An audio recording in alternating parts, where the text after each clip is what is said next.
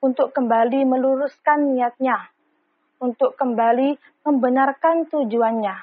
Untuk apa sih menikah itu?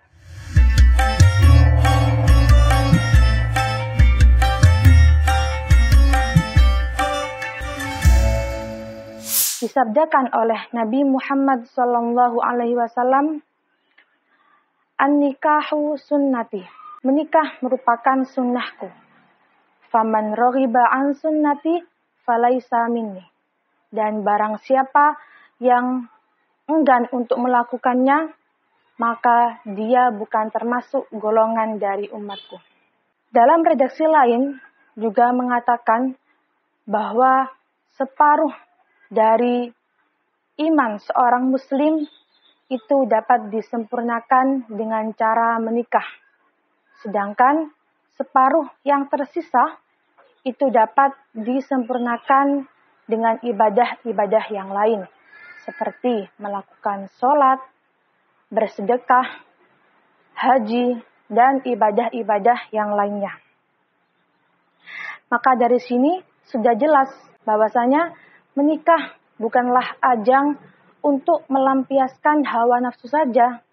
Namun lebih dari itu, dalam agama Islam, menikah memiliki beberapa fadilah atau keutamaan yang tidak bisa disebutkan hanya dalam sekejap mata.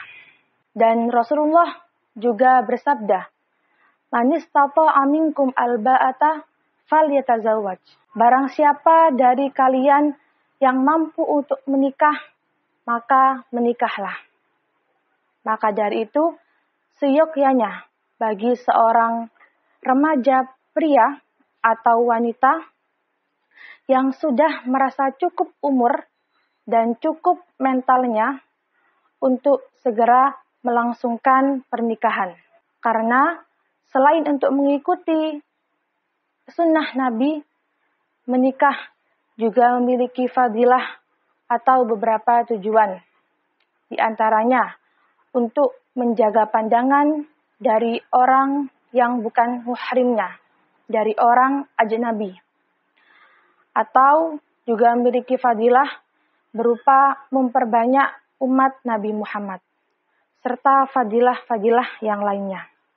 Untuk seorang calon pengantin pria atau wanita, untuk kembali meluruskan niatnya, untuk kembali membenarkan tujuannya. Untuk apa sih menikah itu? Jadi, menikah itu bukan hanya sekedar mencari kenyamanan, mencari keserasian dari pasangan.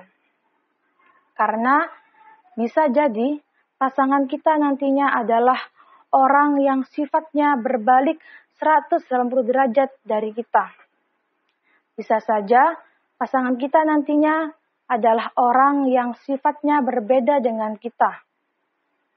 Bisa saja pasangan kita nantinya adalah orang yang tidak sefrekuensi dengan kita. Bahkan bisa saja kita yang gemar memutar playlist lagu di telepon genggam, malah ternyata pasangan kita nantinya adalah orang yang lebih suka memutar tasbihnya tanpa kenal rasa bosan.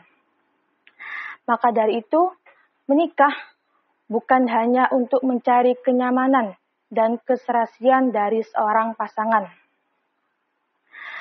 Maka hendaklah bagi seorang calon pengantin untuk kembali meluruskan niatnya.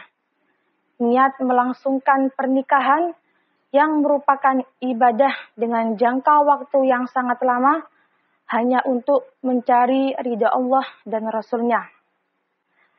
Tak perlu bimbang dan ragu bagaimana cara beradaptasi dengan anggota keluarga yang baru. Bagaimana cara mencari biaya hidup untuk selanjutnya. Karena sebagai orang Islam kita harus yakin dan percaya bahwa setiap niat yang baik pasti Allah akan memberi jalan kemudahan bahkan dengan cara yang mungkin tidak kita sangka. Nah, untuk mempersiapkan diri menghadapi kehidupan dalam suatu pernikahan, maka alangkah baiknya bagi seorang remaja untuk mempelajari kitab-kitab karangan para ulama salaf yang berisi hal-hal yang berkaitan dengan pernikahan. Seperti contoh, mempelajari kitab Qurratul Uyun yang akan kita bahas pada siang hari ini, yang merupakan syarah dari nazom yang dikarang oleh Syekh Ibnu Yamun. Sebelum mempelajari kitab Qurratul Uyun, terlebih dahulu kita harus mengetahui hukum-hukum menikah. Jadi, hukum-hukum menikah itu ada 5. Yang pertama, nikah berhukum wajib bagi orang yang merasa mampu untuk menikah dan juga dikhawatirkan baginya untuk melakukan zina, meskipun dengan menikah akan membuat ia berhenti dari melakukan ibadah sunnah. Contoh, bagi seseorang yang merasa sudah cukup mental dan finansialnya, dan ia khawatir jika ia tak segera nikah, maka dia akan melakukan zina, dan juga akan menyebabkan dia berhenti melakukan ibadah-ibadah sunnah, maka menikah baginya berhukum wajib. Yang kedua, menikah berhukum sunnah. Menikah berhukum sunnah bagi orang yang mengharapkan adanya keturunan, tapi sebenarnya dia tidak mengkhawatirkan untuk melakukan zina jika dia tidak menikah.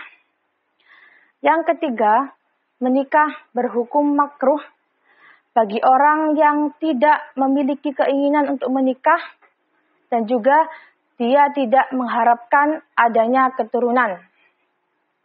Yang keempat, menikah berhukum mubah bagi orang yang tidak takut melakukan zina dan juga dia tidak mengharap adanya keturunan.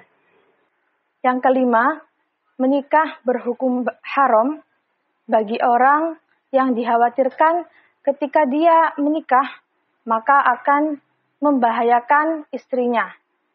Maksudnya, ketika dia sudah menikah, dia tidak ada niat untuk menggauli istrinya. Dia juga tidak bisa menafkahi atau memberi kebutuhan untuk istrinya, atau dengan menikah malah menyebabkan dia melakukan perkara yang diharamkan oleh Allah.